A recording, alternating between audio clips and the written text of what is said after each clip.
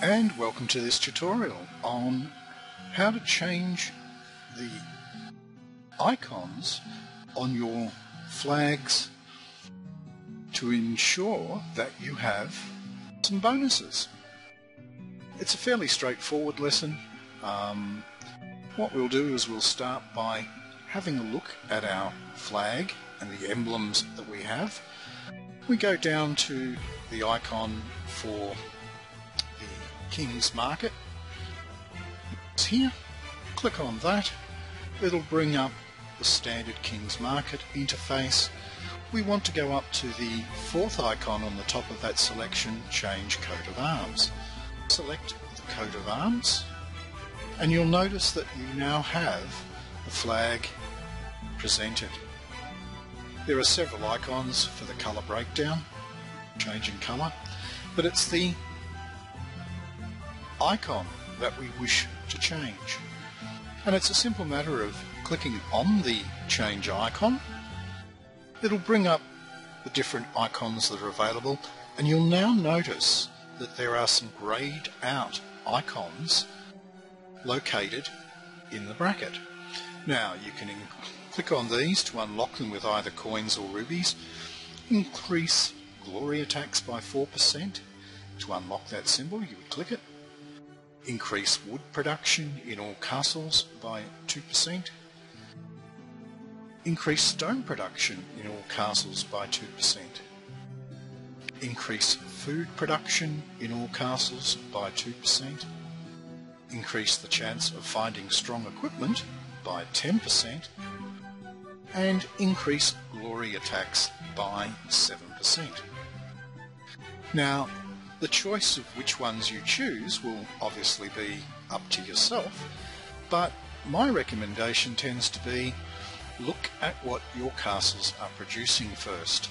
If you have a castle that has 2 stone outposts and 1 wood outpost, then you might want to consider increasing the wood outpost so that it balances the 2 stone.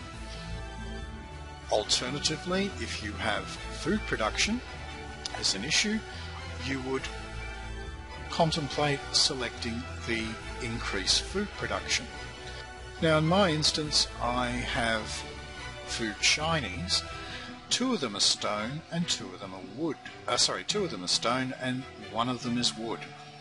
So I'm going to select the increase wood production in all castles by 2% as one of my icons. There's a 900 coin cost for that, and that will permanently unlock the symbol. So we can unlock that symbol and we now see that it is available to us. The second one that I want to look at is increasing food production. The more food we are producing, the more troops we can support. So that is a second priority for me as well. So I'll select that, and as you can see, this one has a cost of 2,500 coin, but we'll select it.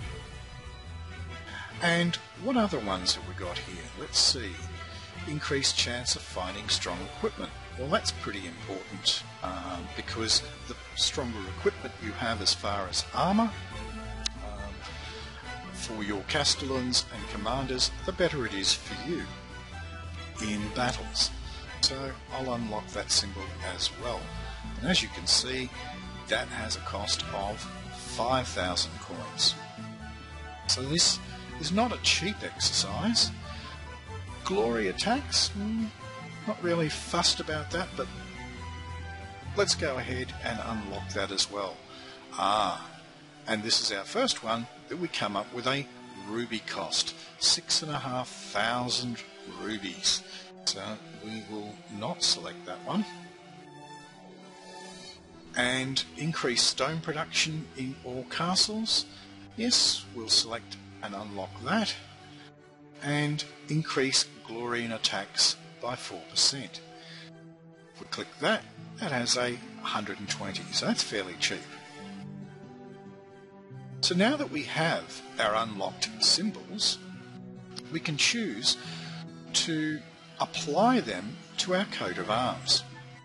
So I'm going to increase food production in my coat of arms, so let's select that.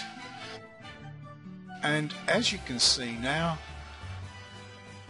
it's producing an extra 4% of food in all of my castles. So that's if I use one large symbol. We can of course use multiple symbols, so it's not just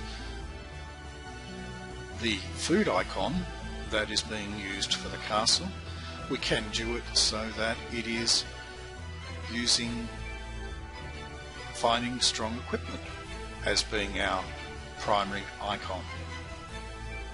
We might do that a little bit later, but for the moment I'm happy to go with increasing food production in all the castles. So we'll save the coat of arms by clicking on the save button, and that has now increased food production in all castles by 4%. That may not sound like much, but if you're running 8 food shinies as your outposts, this can support most probably another 50 troops between each outpost. So it's quite productive if you're wanting to have a greater sustainability on troop numbers. And that's it. That's all we have to do to take that effect. Once that's done, we can close out of the King's Market. And so now, if we were to go back down to the King's Market, click on the icon, bring it up, have a look at our coat of arms, you'll see that it has the food bonus in there. And that's it. Hope you enjoyed this lesson and look forward to the next one.